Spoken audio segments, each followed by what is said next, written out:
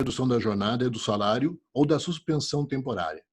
O empregador informará ao Ministério da Economia a redução da jornada de trabalho e do salário ou a suspensão temporária do contrato de trabalho no prazo de 10 dias contado da data da celebração do acordo. Pessoal, isso aqui é muito importante, porque se você não cumprir o prazo de 10 dias previsto na lei, você vai acabar pagando os dias que você demorou. Exemplo, se ao invés de você mandar com 10 dias, você manda com 15 dias essa informação, esses 5 dias você vai pagar. Tá? É uma penalização. Então, por favor, tenha uma atenção muito grande no prazo de informação ao Ministério da Economia. A primeira parcela desse benefício do governo vai ser pago 30 dias após essa confirmação e essa validação. Está tendo atraso? Está tendo atraso. Né? Em alguns momentos, sim. Infelizmente, está acontecendo. O benefício emergencial de preservação do emprego e da renda será pago exclusivamente enquanto durar a redução de jornada de trabalho e do salário ou a suspensão temporária do contrato de trabalho. Ele não se posterga após esse período, o empregado não adquire nenhum direito a esse benefício. Né? Ele é muito claro nesse sentido. Está aqui. Quando eu comentei com vocês a questão da multa, né? o parágrafo 3º fala o seguinte: se você perdeu o prazo de 10 dias, o empregador ficará responsável pelo pagamento da remuneração no valor anterior à redução da jornada de trabalho e do salário ou à suspensão temporária do contrato do empregado, inclusive dos respectivos encargos sociais trabalhistas, até que a informação seja prestada. Então, é muito importante. Se você não cumprir o prazo, você paga por esses dias e ele pede o caráter de isenção tributária. Vou repetir mais uma vez. O prazo é 10, se você mandar em 15 dias, esses 5 dias você paga como salário normal, tá? E com toda a tributação. Você não pode se apropriar desse valor com relação à isenção tributária. O recebimento do benefício emergencial de preservação não impedirá a concessão e não alterará o valor do seguro-desemprego que o empregador vier a ter direito. Isso aqui é muito importante. Porque o que acontece? Né? Tem que ficar uma coisa muito clara para todos aqui, e até vocês colocarem aos seus colaboradores. A remuneração paga pelo governo não se refere à remuneração do trabalhador. Ela se refere à remuneração que receberia o trabalhador no caso do seguro-desemprego. Isso é importantíssimo, está tendo muita confusão com isso. Né? O pessoal fala assim, mas o meu salário é maior. Não. O que o governo está colocando é um percentual, né, sobre o valor que você teria do seguro-desemprego no caso da demissão que não fosse por justa causa, evidentemente. Então, isso é muito importante você colocar essa informação ao seu trabalhador para que não se crie uma expectativa, né, nesse sentido. Mas o importante ainda, nesse que eu citei aqui para vocês, é que pode ser, infelizmente, que a questão se agrave na sua empresa e você tenha que demitir esse colaborador. Mesmo assim, ele terá direito ao seguro-desemprego. Ele não perde essa condição. Então, é importante comunicar também essa condição para ele. Tá? Ali, vamos lá. 7º, serão inscritos em dívida ativa da União os créditos, constituídos em decorrência de benefício emergencial. Aqui é importante, gente, e aqui eu vou comentar um negócio com vocês. Vamos ver aqui, complicado. Pago indevidamente ou além do devido, em hipótese que se aplicará ao disposto na Lei 6.830, de 22 de setembro de 80, para execução judicial. Então, mais ou menos assim, eu tenho comentado bastante, né, sobre a questão de leis, que quem escreve a lei não fala do bastidor dela, não fala do entendimento. E esse é o meu papel. Né? Ler aqui é muito fácil, né? A gente pega, lê a lei, mas a lei, quando você começa a ver, você começa a olhar por trás dela, complica um pouquinho. Quando a gente fala do benefício emergencial dessa concessão do governo, a premissa básica é que a sua empresa tenha tido uma queda de produtividade, ou seja, perdeu um contrato, e também tenha tido, né, nessa condição, uma perda financeira, porque daí justifica justamente essa condição de você conceder esse benefício, não só ao trabalhador, mas à sua empresa também. Então, o que vai acontecer, e aqui está muito claro, se você fizer o uso indevido desse benefício, você pode ser penalizado. Além da penalização, uma multa administrativa imposta à sua empresa, você vai ter que pagar a diferença desses salários ao seu colaborador. Então, imagina lá que você reduziu o trabalho, vou chutar um exemplo qualquer aqui, tá? Não é um número exato. Mas que ele recebia R$ 1.500 e com a concessão do benefício ele passou a receber R$ 750 e o governo pagou a diferença desse salário para ele. Se você usou de forma indevida isso e comprovada pela fiscalização, você vai ter que pagar os R$ 750.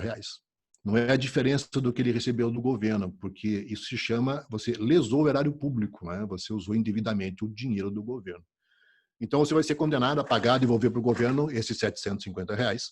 Vai ter que pagar INSS, Fundo de Garantia, Imposto de Renda, retroativo. O que isso quer dizer? Que você vai ter que pagar juro e multa, além das suas multas administrativas e penalizações adicionais. Então, assim, gente, tem muita empresa olhando isso assim como uma solução para gerar caixa. Não é essa a intenção do governo. Tá? Então, orientem muito bem as suas empresas, os seus empregadores, né, os seus gerentes e diretores, que esse benefício, a concessão dele, é no caso em que a sua empresa, de forma inequívoca, tá? Teve uma perda financeira, que ela teve uma perda de produtividade. Somente a isso se justifica essa condição. Ok? Espero que bem entendido por vocês ali. E olha que interessante, no artigo 6º, como eu comentei com vocês, né? O valor do benefício emergencial de preservação do emprego e da renda terá como base de cálculo o valor mensal do seguro-desemprego que o empregado teria direito nos termos do artigo 5º da lei, etc., né? Observado as seguintes condições. Então, volto a reprisar, e é muito importante no momento que você falar com o seu colaborador, que essa diferença de remuneração que ele vai receber do governo é baseado no salário que ele teria direito em caso de seguro-desemprego, para que ele não crie uma falsa expectativa e depois gere um problema interno para você. Né? Na hipótese da redução da jornada de trabalho e de salário, será calculado aplicando-se, né, sobre base de cálculo, o percentual de redução. É isso aqui que cálculo, né? Equivale a 100% do valor do seguro-desemprego a que o empregado terá direito previsto no artigo 8º. E por aí vai, são números. E na cartilha tem isso muito claro para vocês, então não vou entrar nesse detalhe de cálculos aqui. Mas na cartilha, no e-book, comentei com vocês, que vocês vão receber pós-evento, está lá bem claro para vocês. O benefício emergencial da preservação do emprego e da renda será pago ao empregado independente do... Aqui ficou bacana. Porque num primeiro momento, se vocês lembrarem, eles tinham colocado a condição da data da admissão do colaborador, porque ele passasse a receber o benefício. Se não me falha a memória, me perdoem agora, eu acho que seria abril. Aqui ele mudou, ele ampliou, ele não restringiu mais. Né? Princípio constitucional, todos são iguais perante a lei. Cumprimento de qualquer período aquisitivo, independente da sua data de admissão. Se você foi admitido agora, no começo de julho, e ocorreu a suspensão, você tem direito também ao benefício de igual forma. Independente de tempo de vínculo empregatício. Se tem uma semana, um dia, 2 dias, um ano, você tem direito ao benefício do mesmo jeito. Independente do número de salários recebidos ali. Porque, se não me falha a memória, não é a minha especialidade, mas no seguro-desemprego eu acho que você informa os 3 últimos salários. Se você só tem um mês de competência, então existe um limitador. E eu acho que o governo quebrou esse limitador. Quebrou, com certeza. O benefício emergencial de preservação do emprego e da renda não será devido ao empregado que esteja, atenção, ocupando cargo ou emprego público, ou em cargo de comissão de livre nomeação e exoneração, ou seja, titular de mandato eletivo. Ou, importante agora também, em gozo de benefício de prestação continuada do regime geral de previdência social, o dos regimes próprios de previdência social, ressalvado o disposto no parágrafo 124 e 8.213. Se ele estiver recebendo seguro-desemprego em qualquer das suas modalidades, se ele estiver recebendo bolsa de qualificação profissional, também não terá direito ao recebimento. Terceiro, o empregado com mais de um vínculo, isso aqui ficou bacana também, tá? O empregado com mais de um vínculo formal de emprego poderá receber cumulativamente um benefício emergencial de preservação. Então, aquele que tem mais de uma remuneração, de mais de um vínculo, ele pode receber pelos vínculos que eles têm vigentes ali. Tá?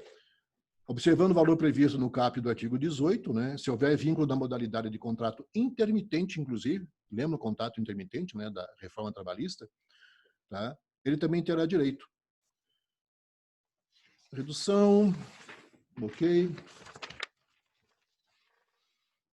A jornada de trabalho e o salário pago anteriormente serão restabelecidos no prazo de 2 dias contados da data da cessação do estado de calamidade pública, data estabelecida como termo de encerramento do período, ou redução pactuada, evidentemente, data de comunicação do empregador que informe ao empregado a sua decisão de antecipar o fim do período da redução pactuada.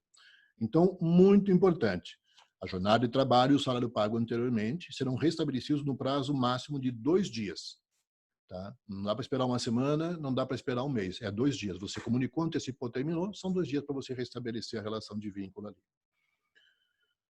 Seção 4, da suspensão temporária do contrato de trabalho. Durante o estado de calamidade pública, né, que nós estamos comentando aqui, o empregador poderá acordar a suspensão temporária do contrato de trabalho de seus empregados de forma setorial. Isso aqui era uma pergunta que me fizeram bastante e não era muito clara, né, ali. Puxa, Márcio, eu posso fazer essa suspensão temporária do contrato só para a empresa como um todo? Não era muito claro, e agora ficou bem claro, né? Ele colocou muito fácil aqui de interpretação. De forma setorial, por setor, departamental, parcial, posso pegar o João, da minha linha de produção, ou na sua totalidade dos postos de trabalho.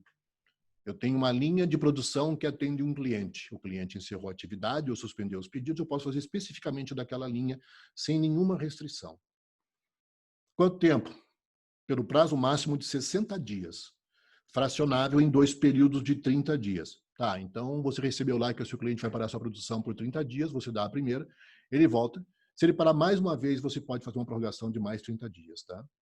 E aí tem interessante aqui, eles deixaram, sabe quando a gente assiste aquelas séries da Netflix, que o último capítulo sempre deixa uma pontinha para a continuação, né? Eles fizeram isso aqui também agora, né? Então ele diz o seguinte, 2 períodos de 30 dias, conforme eu comentei com vocês, podendo ser prorrogado para o prazo determinado em ato do Poder Executivo. Ou seja, já deixaram aqui uma pontinha, né, um próximo capítulo, próxima temporada, que, se necessário, eles podem prorrogar essa condição por prazo determinado, claro, com um ato do Poder Executivo. Vamos lá. Durante a suspensão temporária do contrato de trabalho, o empregado, importantíssimo isso aqui, por favor, tá? Tem muita interpretação errada com relação a isso aqui. Fará jus a todos os benefícios concedidos pelo empregador aos seus empregados. Todos. Ele não faz limitação nenhuma aqui. E aí, nesse caso aqui da suspensão, gente, é interessante também vocês olharem a convenção coletiva de vocês, se existe uma obrigação de benefício estabelecida em convenção coletiva, porque de igual forma ela tem que continuar. Você não pode suspender assistência médica, assistência odontológica, vale-refeição. E como ele fala aqui em todos os benefícios, entendo também que se inclui o vale-transporte, que fará jus a todos os benefícios concedidos pelo empregador a seus empregados. Então, muita atenção. Quando você for fazer as suas contas, né, para poder suportar esse período de pandemia, considere nas suas reduções que você tem essa obrigação de manter os benefícios ativos. Você não pode tirar. Aqui está muito claro. Tá? Você fez a suspensão do contrato, você tem que manter os benefícios ativos. Também, acho que ninguém vai fazer isso aqui, fica autorizado a contribuir para o regime geral da Previdência Social na qualidade de seguro facultativo na forma do artigo 20 desta lei. Se o empregado quiser contribuir, ele pode contribuir na complementação.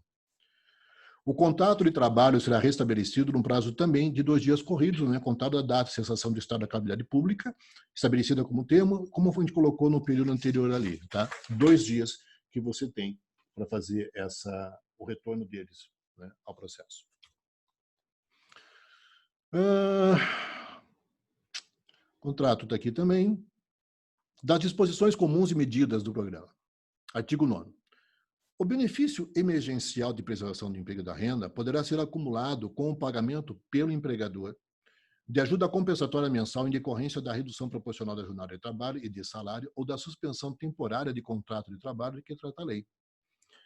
Ajuda compensatória mensal de que trata o caput de negociação coletiva ou no acordo individual escrito pactuado terá natureza indenizatória. O que é isso aqui? O que eles estão dizendo para nós aqui? Que eu posso, como empregador, numa negociação com o sindicato ou até com a classe interna, com os colaboradores internos, ajustar lá uma complementação de remuneração. Vamos fazer um exemplo aqui. Eu vou reduzir em 50% a tua remuneração. 50% o governo vai pagar, limitado, evidentemente, repriso mais uma vez ao valor do seguro-desemprego, e eu vou te dar 10% de um auxílio para você. Você pode fazer isso. Você pode lançar em folha de pagamento, tá, com uma rúbrica devidamente identificada, porque desse valor não tem a tributação, ele tem caráter indenizatório.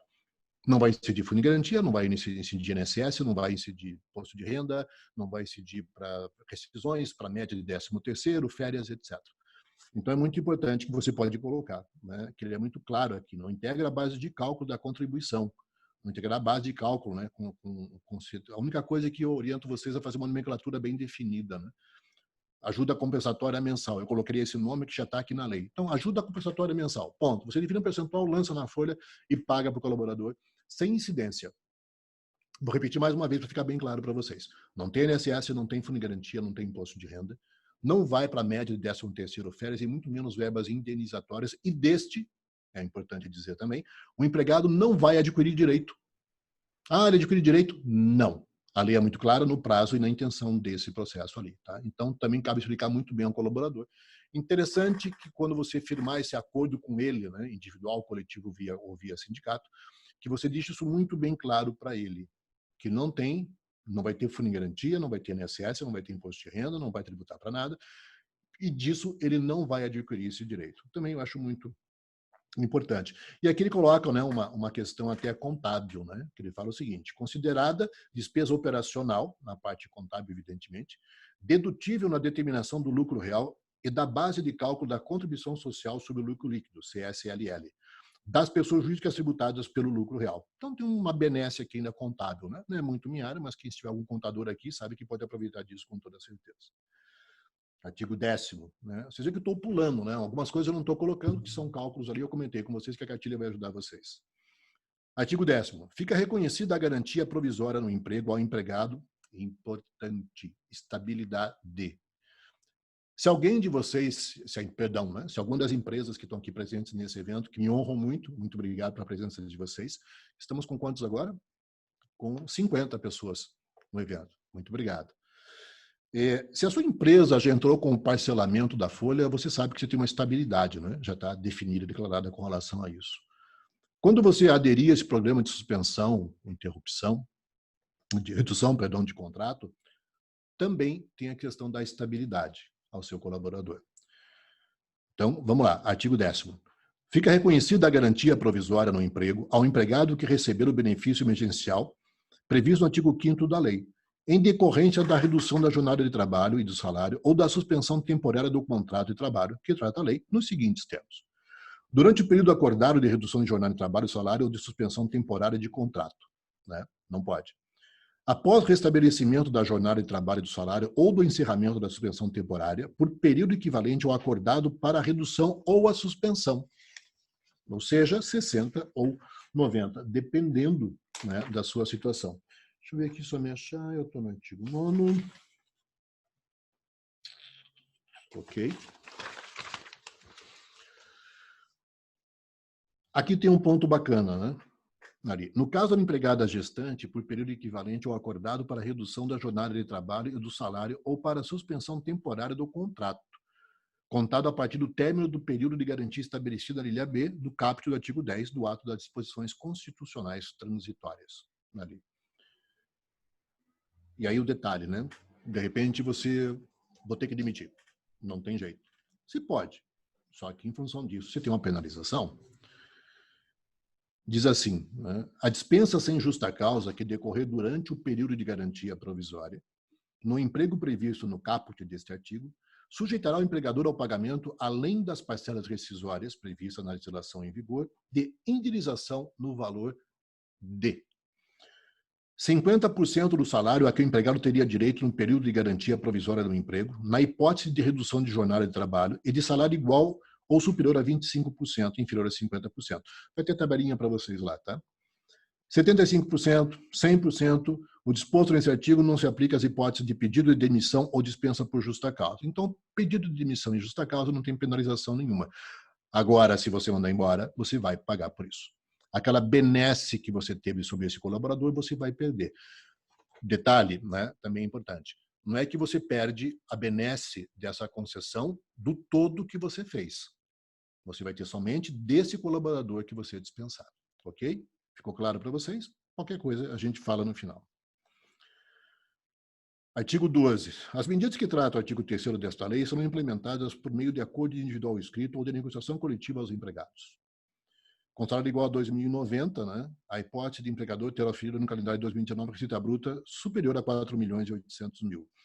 Aqui também é uma parte de cálculo, tá? Então, se vocês me permitirem, eu não vou entrar, porque ele tem que ser muita exemplificação e fica um pouquinho complicado da gente continuar, fica muito extenso ali. Então, eu vou colocar. Convenção coletiva, redução proporcional da jornada, salário de suspensão, empregado que encontra em gozo de benefício. Aqui é interessante. Para os empregados que se encontram em gozo do benefício de aposentadoria, a implementação das medidas de redução proporcional de jornada de trabalho, se você lembrar, antigamente não podia, né? Na primeira edição não podia. E de salário suspensão temporária do contrato, por acordo individual escrito, somente será admitido quando, além do enquadramento em alguma das hipóteses de autorização de acordo individual de trabalho previstas no caput, houver o pagamento pelo empregador de ajuda compensatória mensal, observado o artigo 9º desta lei. O valor da ajuda compensatória mensal a que se refere este parágrafo deverá ser, no mínimo, equivalente ao do benefício que o empregado receberia se não houvesse a vedação prevista, tá, no inciso. Ficou um pouco complicado aqui, eu confesso para vocês ali que, né, eu estava com o meu gerente de RH, o Thiago, conversando isso hoje muito de manhã cedo, e ficou meio confuso. Mas, assim, o que a gente entende agora é que sim, o aposentado pode fazer, mas o aposentado tem direito a uma complementação por parte do empregador proporcional ao seu benefício que ele teria, né, no caso dessa dispensa. Então, isso veio a acrescentar, porque antes ele não teria esse benefício, ele teria uma perda, né, de remuneração dessa parte. E aí, aqui começam, né, as partes um pouco mais tenebrosas que eu brinco, né? As irregularidades constatadas pela Auditoria Fiscal do Trabalho quanto aos acordos de redução proporcional de jornada e de salário, suspensão, evidentemente, né, que trata a lei, sujeitará ao infrator as multas previstas no artigo 25 da Lei 7.998, de 11 de janeiro de 7.998, perdão, de 11 de janeiro de 1990. Toda vez que você faz um acordo via sindicato, vocês não podem esquecer isso, vocês têm que subir no mediador, né, do Ministério do Trabalho, e ele fica lá à disposição da fiscalização para análise. E eles vão analisar muito profundamente isso, então tenham cuidado. Você tem que comunicar ao Ministério, né, da Economia, que já vai ter uma concessão de acesso ao Ministério do Trabalho e também ao mediador do Ministério do Trabalho e Emprego. Então, muita atenção na elaboração dos acordos que vocês vão fazer, tá? Muita atenção mesmo. Se precisarem, né, contrate um advogado, um especialista que vai ajudar vocês nesse sentido. Vamos lá.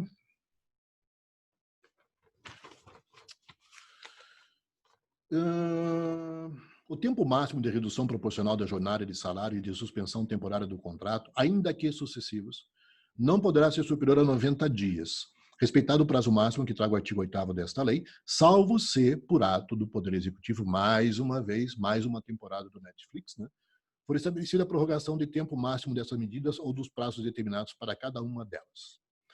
Respeitado o limite temporal do estado de calamidade publicado em que trata o artigo 1º, o Poder Executivo poderá prorrogar o prazo máximo das medidas previstas no caput desse artigo na forma de regulamento. Então, a todo momento vai dizer assim, olha, se continuar, eu vou prorrogar para vocês. Tá? Então, isso já está muito claro aqui nessa lei, já deixou bem certinho. Tem um ponto que vocês têm que se atentar muito. A dispensa sem justa causa do empregado, né, fica vedada, né? Não pode fazer. A dispensa do empregado com deficiência. Vocês não podem demitir um empregado com deficiência nesse período de vigência da lei. Tá tudo ok? Desculpa, pessoal, só uma parte técnica aqui, perdão. Então, muito claro aqui no capítulo 3, disposições finais, artigo 7º, parágrafo 5º, a dispensa sem justa causa do empregado pessoa com deficiência será vedada. Vocês não podem demitir. Prestem atenção nisso, tá? O empregado com contrato de trabalho intermitente, aquele contrato que foi feito da reforma trabalhista, né, aprovado, etc., formalizado até a data da publicação da medida provisória 936, 1º de abril, importante, isso, o único que tem a data, faz jus ao benefício emergencial mensal no valor de R$600 pelo período de 3 meses. Então, um contrato intermitente, aquele cara que trabalha geralmente final de semana nos restaurantes, né, nas lanchonetes, né, nos mercados livres da vida, ali. E se ele teve o contrato dele até 1º de maio, né, perdão, 1º de abril de 2020, ele pode receber o benefício emergencial do governo de R$600, que é diferente do que a gente está falando aqui dos outros pontos. Ok? A existência de mais de um contrato de trabalho intermitente, nos termos do artigo, né, da lei, etc., não gera direito à concessão de mais de um benefício emergencial mensal. Se ele tiver 4 ou 5 vínculos, ele pode ter, por ser intermitente, ele não vai receber por cada um desses benefícios. Né? Desse vínculo, vai receber somente um benefício. O disposto do capítulo 7, medida provisória 927, se as pessoas que participaram do meu outro webinar, lembram que eu fiquei brabo, né? Aquela questão de ASO, PPRA, PCMSO, TCAT, PCMAT, etc. Lembram disso? Nome das reputadoras, curso de formação. Ele coloca aí o artigo 19, o seguinte, que me traz mais uma preocupação. O disposto no capítulo 7 da medida provisória 927, de 22 de março de 2020, lembra lá do 927, né? Não autoriza o descumprimento das normas regulamentadoras de segurança e saúde no trabalho pelo empregador, aplicadas as ressalvas ali previstas apenas nas hipóteses excepcionadas. O que isso está me dizendo mais uma vez? Lembra que eu comentei com vocês? A lei não te desobrigou, vou ser redundante, né? Não desobrigou da obrigação. Ela postergou um prazo para você. Prazo, os adicionais, dimensionais periódicos, a questão dos cursos, trabalho em altura, espaço confinado, etc, etc. E aí eu comentei com vocês uma preocupação, né? Se você demite alguém, que se tiver um exame, 6 meses, lembram, né? Aquela história toda. E se ele adquiriu uma doença profissional nesse período? Lembra da história da Covid, que pode ser entendido como doença ocupacional? Lembram que tinha se excluído essa cláusula da portaria? Que então Covid não era e passou a ser. Qualquer caso de Covid, dependente da causa, né, do motivador da contaminação, é considerado como doença profissional. Imagina que você dispensa esse cidadão e ele tem uma doença. Vamos ver aqui, tá? Tem a Covid ali. Você não olhou para isso. O juiz vai te condenar. Porque a portaria não isentou você da sua responsabilidade com o seu colaborador. Puxa, Márcio, a gente escutou bastante depois das perguntas que vieram, né? Mas a empresa que fornece para mim, Márcio, ela está fechada. Ela não pode fechar. O seu terceiro que cuida da área de segurança e medicina, ele não pode. Porque lembro também que na portaria falava o seguinte, que se o médico do trabalho identificar o risco da isenção, ele pode pedir à empresa. Para mim, na minha humilde opinião, gente, uma atividade insalubre ou periculosa é uma atividade de risco. Ele tem que estar aberto. Se vocês lembrarem ainda, eu comentei com vocês sobre isso, PPRA, PCMSO, TCAT, PCMAT, etc., toda essa sopa de letrinhas que a gente conhece muito bem, não foi postergado.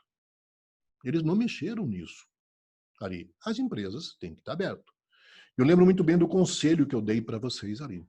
Demitiu, faça o demissional. Não isente o seu colaborador de fazer um demissional, porque isso pode lhe acarretar uma ação trabalhista. E como é saúde do empregador, vocês sabem o peso que tem. A chance de você reverter é praticamente zero nessa condição.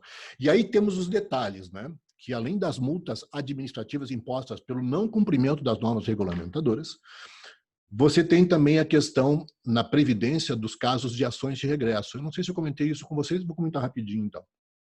Na Constituição Federal, Carta Magna do Poder Absoluto, na 1988, ela prevê que a Previdência pode se ressarcir das despesas que ela teve. Não evidentemente nessas palavras, mas é mais ou menos assim. Eu vou contar um caso bem rapidinho, eu não sei se eu contei, se eu estou sendo redundante, me perdoem ali. Eu, por muito tempo, prestei consultoria de risco para grandes corporações e eu lembro de um caso de uma zeladora, caiu, machucou, quebrou o fêmur, quebrou a bacia, ficou afastada por 2 anos, coloca pino, enfim, todo um trabalho ali. E ela voltou e a Previdência entrou com uma ação de regresso contra seu meu cliente. Essa colaboradora ganhava, acho que era R$ 1.500 por mês, se não me falha a memória. Ali. A empresa teve que pagar a Previdência Social 2,5 milhões, porque ela entendeu, né? E assim, você saber, toda vez que é emitido uma CAT, você é culpado. Ponto. Não tem discussão, você é culpado. Então, a Previdência entende que se você é culpado, você tem que pagar por isso. Então, o risco que você tem de isentar um trabalhador de um exame demissional é extremamente alto. O risco que você tem de isentar ou postergar um documento vencido de trabalho em altura, espaço confinado e eletricidade. Se ele se acidentar, você vai ter um problema. Por que disso? porque quem fez a lei foi o governo federal. Quem vai julgar? A Justiça do Trabalho. E a gente sabe que o julgamento na Justiça do Trabalho é uma tendência paternalista, né, de proteção do colaborador, do seu colaborador, do empregado demitido ali. Então, como eu me atrevo a dizer um especialista em consultoria de risco, né, que eu fiz bastante isso, minha orientação para vocês, gente, vamos lá. Deixa eu só ver se tem mais algum ponto aqui que eu quero colocar para vocês antes de dar uma finalização. Redução proporcional, etc, etc. Aqui são mais detalhes do que eu comentei para você. Ah, tem sim, tem sim. Tem sim. Acho que antes de fazer a finalização e encerramento, né, aquela parte dramática, né, que a gente faz, as pessoas vão chorar com certeza no final. O artigo 22 diz o seguinte: da empregada gestante, inclusive a doméstica, poderá participar do Programa Emergencial de Manutenção de Emprego e Renda, observadas as condições estabelecidas nesta lei. Quais seriam elas? Ocorrido o evento caracterizador do início do benefício da maternidade nos termos da lei, etc, etc. O que é o evento caracterizador? Nasceu a criança. Você pode suspender, você pode reduzir ela. Mas se ela tiver, se nascer o filho, né, tiver o ato, né, do nascimento, você tem que comunicar ao Ministério da Economia e transformar essa situação dela em licença maternidade perante a Previdência Social. Porque na outra portaria não ficou claro isso, né? Não disse. A gente tem uma preocupação com gestante, né? Estabilidade, riscos, etc, etc. Então, agora ficou claro. Sim, você pode fazer a suspensão, redução da jornada e do salário da sua gestante. A única atenção que você tem que ter é que quando ocorrer o parto, né, o nascimento da criança, você transforma o benefício, sai desse benefício do bem para licença maternidade, comunica o Ministério da Economia e faz a sua movimentação na CEFIP para informar a Previdência Social. Então, acho que isso que ficou agora mais esclarecido. E aí tem um negócio bacana aqui, gente, sabe? Eu achei que alguém teve um pouco de bom senso ali no sentido, saindo da esfera trabalhista e previdenciária e segurança e medicina. O artigo 25 da referida lei diz o seguinte, prestem bem atenção. Durante a vigência do estado de calamidade pública, a que se refere o artigo 1º desta lei, será garantida a opção pela repactuação das operações de empréstimos de financiamentos, de cartões de crédito e de arrendamento mercantil, concedidos por instituições financeiras e sociedades de arrendamento mercantil e contraídas com desconto em folha de pagamento ou na remuneração disponível, que trata a Lei 10.820, nos termos e condições desse artigo, aos seguintes mutuários. O empregado que sofrer redução proporcional da jornada de trabalho e de salário, o empregado que tiver a suspensão temporária do contrato de trabalho, o empregado que, por meio de laudo médico acompanhado de exame de testagem, comprovar a contaminação pelo novo coronavírus, na hipótese da repactuação, será garantido o direito à redução das prestações referidas no artigo 1º da Lei 10.820, na mesma proporção de sua redução salarial para os mutuários de que trata o que trata o inciso 1 do caput desse artigo. Será garantido o prazo de carência de 90 dias à escolha do mutuário. As condições financeiras de juros, encargos remuneratórios e garantias serão mantidas, salvo no caso em que a instituição consignatária entenda pertinente a diminuição de tais juros e demais encargos remuneratórios. Então, vejam que bacana aqui. Se você tinha aquele convênio com algum banco ou com alguma instituição financeira de empréstimo de folha de pagamento, eles vão, de forma obrigatória, ter que repactuar esse contrato. Então, se eu fizesse isso para os meus funcionários hoje, a gente não tem isso aqui na empresa, tá? Mas se nós tivéssemos, eu chamaria a instituição financeira e renegociaria de todo mundo. Já faria isso. Porque não é que você está pedindo, eles estão sendo obrigados em lei, tá? Complementa ainda, né? Os empregados que foram dispensados até 31 de dezembro de 2020 e que têm contratado operações de empréstimo, de financiamento, de cartões de crédito de arrendamento mercantil concedidas por instituições financeiras e sociedades de arrendamento mercantil e contraídas com desconto em folha, etc, etc, etc, terão direito à novação dessas operações para um contrato de empréstimo pessoal com o mesmo saldo devedor anterior e as mesmas condições de taxa de juros, encargos remuneratórios e garantias originalmente pactuadas a crescida de carência de 120 dias. Ou seja, né, existe a benesse de enquanto você estiver na empresa, você pode repactuar Você pode, eu ajudaria o colaborador, se eu posso humildemente dar uma opinião para vocês.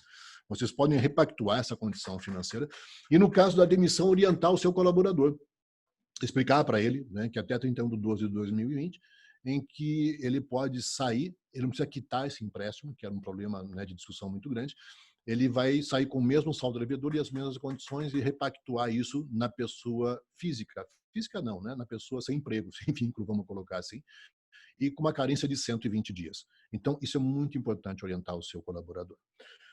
Então, voltando ali à minha indignação, né, aquela parte que eu estava comentando com vocês, que eu me empolgo muito nessa parte, é justamente essa condição da isenção dada pela portaria e agora reforçada pela lei aqui, né, dessa obrigação. Na verdade, voltando mais uma vez, né, insalubridade, periculosidade, trabalho em altura, espaço confinado, os exames periódicos. Gente, eu não isentaria exame periódico, que também pode ter uma doença profissional adquirida nesse período. Você pode identificar um caso de coronavírus também, que você tem que tomar uma ação. Até se você estiver trabalhando, né, em produtividade no local da sua prestação, mesmo com os devidos cuidados que eu sei que vocês têm, mas pode ocorrer uma contaminação e você ser penalizado por isso, né? A gente tem visto notícias aí do Ministério do Trabalho que tem fechado empresas em função disso. Então, minha opinião, não, nosso pessoal não está isento, demissional é feito demissional, nós não isentamos nada, PPRO está tudo normal para nós. Repito para vocês, existe um conflito legal aqui, em que o governo determinou uma condição, só que os juízes vão julgar aquilo que sempre julgaram, né? O paternalismo com relação aos seus colaboradores. Essa é, mais uma vez, a minha orientação para vocês, né, do meu conhecimento. E agora, com relação à suspensão, etc., gente, os pontos de atenção que a gente comentou aqui, por isso que eu não me estendi muito, né, é muita cálculo, é muita coisa. E aqui, como eu comentei com vocês, o nosso e-book, vocês vão receber, já tem boa parte disso. Mas, muito importante que, quando vocês tomarem a decisão de redução ou suspensão, não é uma decisão fácil. Eu sei que não é uma decisão fácil. Muitas vezes nós vamos olhar para os nossos colegas de trabalho, vamos olhar para pais de família, pessoas que sustentam a sua família, e temos que tomar uma decisão de redução, suspensão, o que impacta, né, no ganho financeiro dessa família, vai impactar com toda certeza. E, na pior das hipóteses, uma demissão, tá? Que a gente não quer que chegue, evidentemente. Mas, na opção da suspensão de contrato ou redução de contrato, o que a gente pede para vocês? A gente pede que vocês tenham uma certeza absoluta, inequívoca, que a sua empresa realmente perdeu produtividade e a sua empresa perdeu faturamento. Porque, se você usar de forma indevida, eu comentei com você a questão das multas, né? Imagina que você tenha, vamos brincar um pouquinho de números aqui. Você tenha lá 100 colaboradores que ganhem de uma massa salarial total de, vamos lá, 150 mil. Que você tenha a benesse dos 50%, reduziu para 75 mil. Que fica ali pelos 60 dias ou 90 dias essa sua benesse. Se for identificado futuramente que você usou de forma indevida isso, se beneficiou de forma indevida, lesou o erário público, né? Esse é o termo mais bonito que a gente pode colocar para vocês, você vai ser condenado a pagamento de multas administrativas, com toda certeza. Não recolhimento do fundo de garantia da diferença que você deixou de colocar. Você vai ter que retornar esse valor ao seu colaborador, vai ter que pagar INSS, fundo de garantia e imposto de renda com juro e multa. Então, minha orientação, façam um trabalho. Se vocês tiverem dúvidas, contrate um profissional, porque ele vai ter que olhar para a sua empresa, literalmente para o seu momento que está acontecendo com ele ali. Tá? Eu vou... Desculpe a indignação de volta, mais uma vez, né? Mas me preocupa bastante ali. Por que eu falo sempre isso muito forte, gente? A gente olha muito, né? Existe muito que a gente fala agora que é fake news, né? Bacana, agora nós temos as fake news. Mas uma coisa que vai incomodar a gente. E a gente vê muita lenda urbana, eu chamo de lenda urbana. Né? Ah, porque então, se eu faço parcelamento do fundo de garantia, se sair uma pessoa, eu perco o parcelamento. Não, você não perde parcelamento.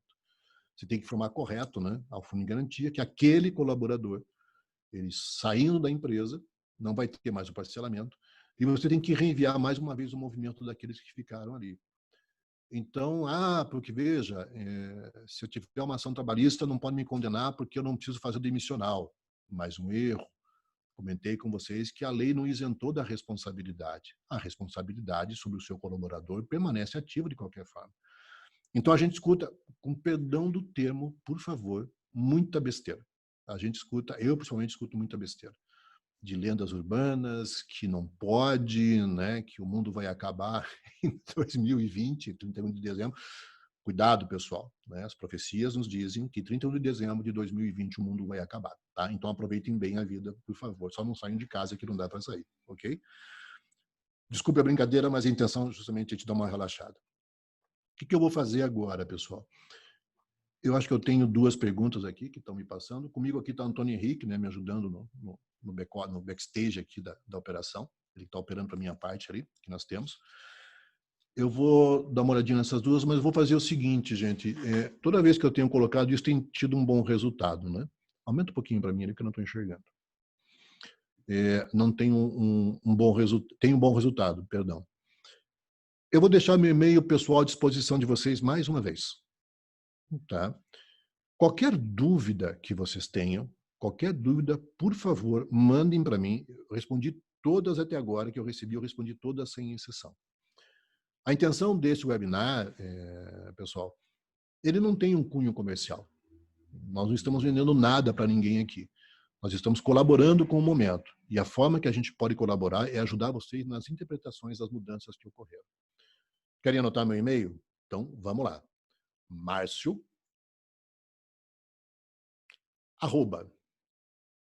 @executiva.com.br. Márcio@executiva.com.br. Querem me fazer pergunta no WhatsApp? Por favor, meu WhatsApp, 9...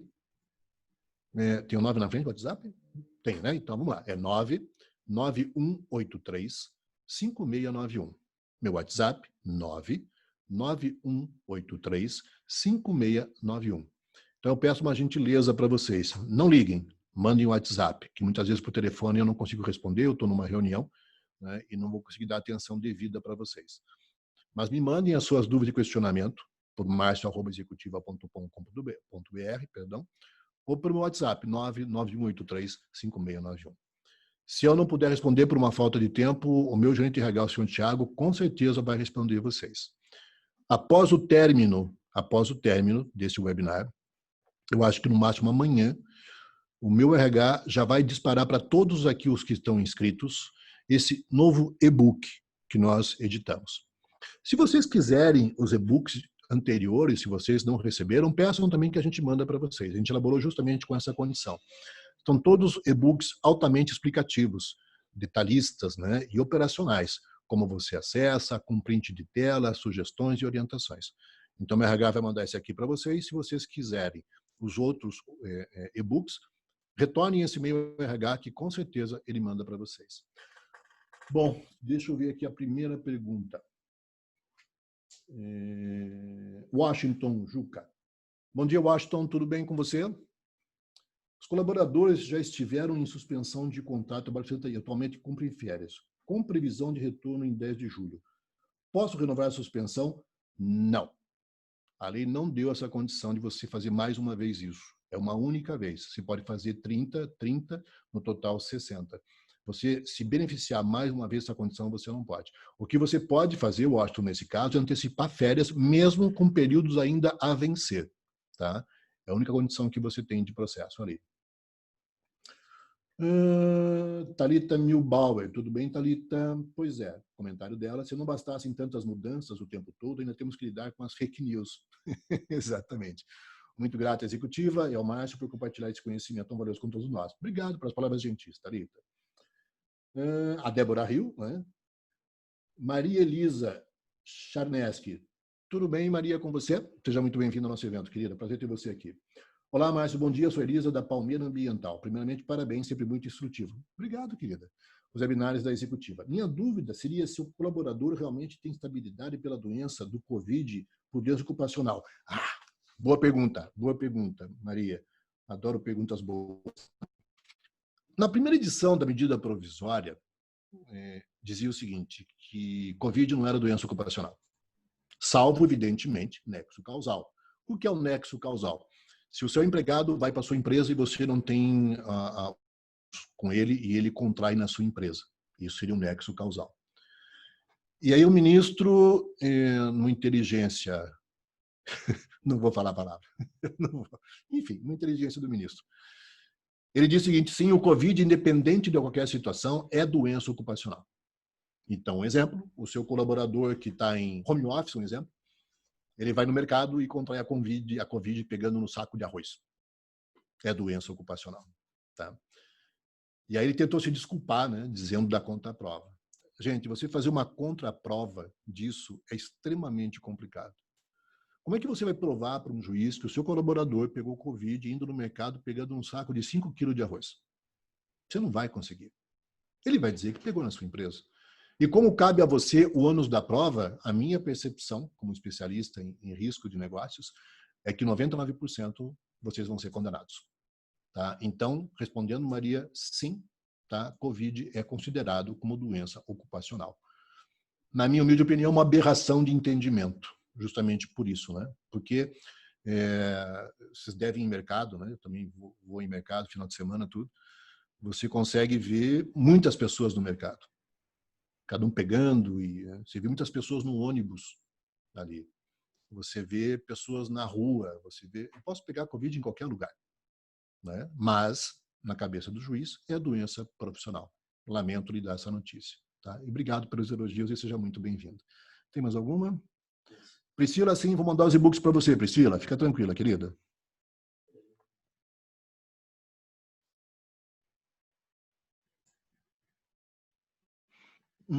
Gislaine Queiroz, tudo bom, querida? Seja bem-vinda. Bom dia. Tenho um contrato de redução de jornada para de 60 dias. Hoje vence esse prazo. Posso prorrogar? Quanto tempo mais? Não, querida, não pode prorrogar. Infelizmente, não. A lei não deu essa condição. O que você pode fazer, são conceder férias, né, com período aquisitivo ou não. A lei, você não pode ser recorrente, né, na suspensão ou na redução. A lei não prevê essa condição ainda. Pode ser que na próxima edição ela preveja, mas por enquanto não tem como, ok? Priscila, perdão. Fernando, já foi respondido. Ah, Fernando, já respondi lá. Estou me dizendo aqui no meu backstage aqui, tá bom? Rodolfo Toninello, tudo bem, Rodolfo? Seja bem-vindo. Rodolfo pergunta. Estou parecendo aquele pessoal de rádio, né? Como é que é? De horóscopo. Lembra?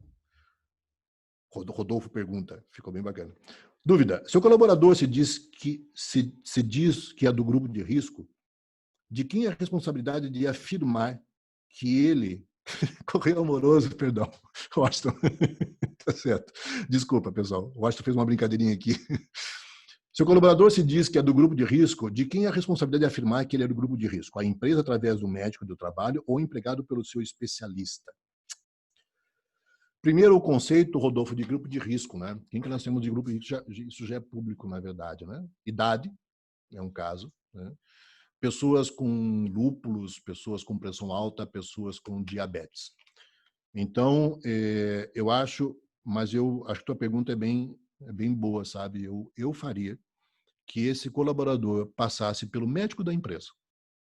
E o médico da empresa defina se realmente ele é do grupo de risco, perdão. Mas é também muito importante perguntar se alguém da família, que ele mora junto, evidentemente, também é do grupo de risco. Ou se ele teve algum caso de contaminação. Muito boa essa pergunta, muito boa mesmo, Rodolfo. Gostei. Obrigado pela sua colaboração.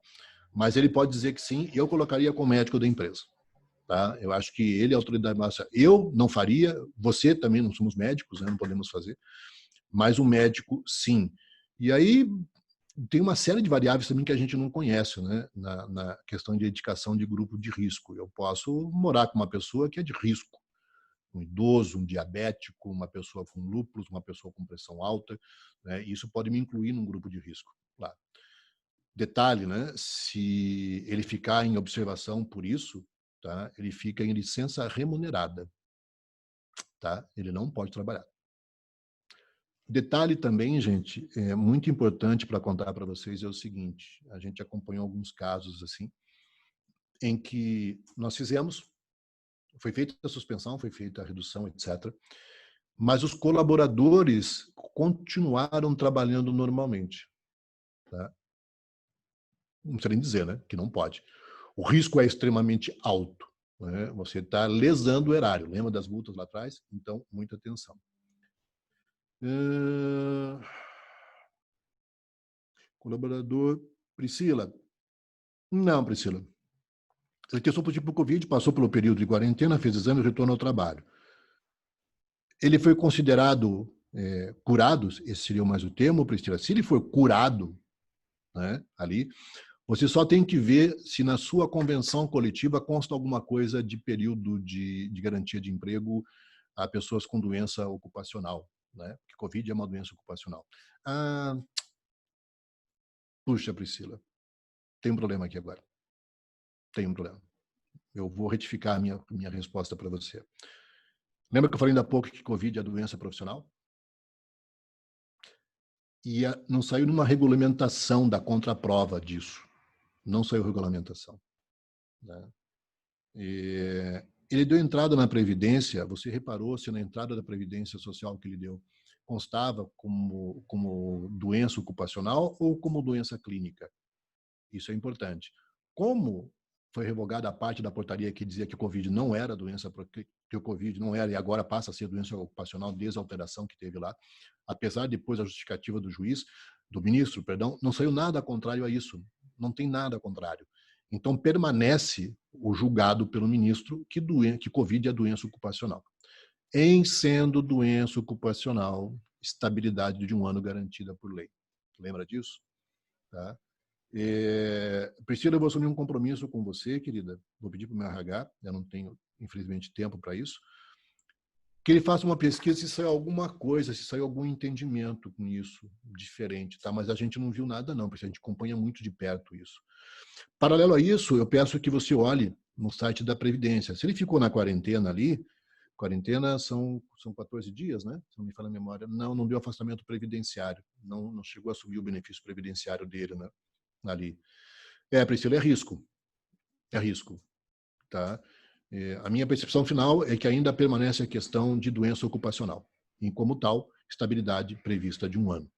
Tá? Vou dar uma olhada, Priscila, mas eu leio muito, todo dia, tudo que sai, né, sobre legislação, participo de grupos de advogados, de juízes, etc. E eu não vi nada contrário. Então, Priscila, eu peço que você, por enquanto, segure essa pessoa. Ok? Lamento pela resposta, mas não tenho nada melhor para dizer para você em função da mudança do ministro. Ok?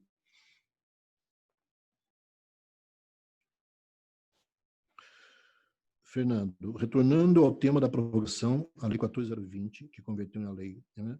O artigo 7º diz que é prorrogável. Desculpa, Fernando, não entendi tua pergunta. Desculpa. Se pudesse ser mais detalhista. Tem mais alguma? Tem. A minha pergunta do privado primeiro. Não, da Priscila, Felipe, a resposta. Não, ele afastou-se somente os 14 dias. Qual o procedimento adotar para os colaboradores testados positivos de Covid? É o mesmo caso, né, ali. Bom, ele não se afastou 15 dias, Priscila. Priscila, deixa eu fazer um negócio. Deixa eu dar uma estudada no teu caso. Eu vou te pedir uma gentileza muito grande. Manda um e-mail para mim, marcio@executiva.com.br. Deixa eu dar uma estudada e eu prometo que eu vou te dar um retorno. Eu vou dar uma analisada bem forte no teu caso, que é bem complexo. Se você tiver mais casos de Covid na sua empresa, pior ainda, né? Então, deixa eu assumir. Não tem custo nenhum para você, querida. Eu faço com o maior prazer, tá? Manda para mim e eu retorno para você. No máximo, até amanhã à tarde, está no teu e-mail um retorno para você, um parecer definitivo sobre isso. Eu vou dar uma estudada no teu caso. Pode ser assim? Ok. Mais alguma pergunta? Pessoal, as perguntas encerraram aqui, tá? Eu vou pedir, não, as perguntas encerraram e eu vou pedir, eu tenho um tempo também agora que eu preciso encerrar, né? A gente cronometrou bastante aqui. E então eu vou pedir que quem quiser fazer pergunta, por favor, mande para o meu e-mail, né? Mais uma vez, marcio@executiva.com.br. Pode mandar para o WhatsApp 991835691, código de área 041. Tá? E a gente vai respondendo as perguntas para vocês, vai mandar o e-book para vocês também. Espero os questionamentos de vocês e precisar dos outros e-books que nós temos também, tá? Eu vou mandar para vocês. Só pedir que a gente manda para vocês. Gente, estou encerrando aqui então agora. Eu estou encerrando agora aqui o evento, tá? Tem mais. Eu estou encerrando o evento porque nós temos um tempo, né? E nós excedemos o nosso tempo aqui que a gente colocou para esse webinar, tá? As perguntas que eu não respondi agora estão sendo salvas e eu vou responder por e-mail para vocês lá, só para a gente não delongar muito essa informação, ok? Eu quero a participação de vocês. Para mim foi uma honra, mais uma vez, falar com vocês. Foi um prazer muito grande. Use o e-mail, use o WhatsApp, pergunte para nós. Nós devemos estar fazendo mais um webinar daqui a uns dias. Estão vindo mais algumas alterações e o que gostaríamos de contar com a presença de vocês. Nós tivemos um pico aí de 60 participantes, tá? Que foi muito interessante para nós, nos honra a presença de vocês. Mais uma vez, muito obrigado. Foi um prazer estar com vocês aqui, tá? E amanhã a gente responde os e-mails de vocês, ok? Forte abraço a todos. Muito obrigado, pessoal. Fiquem com Deus.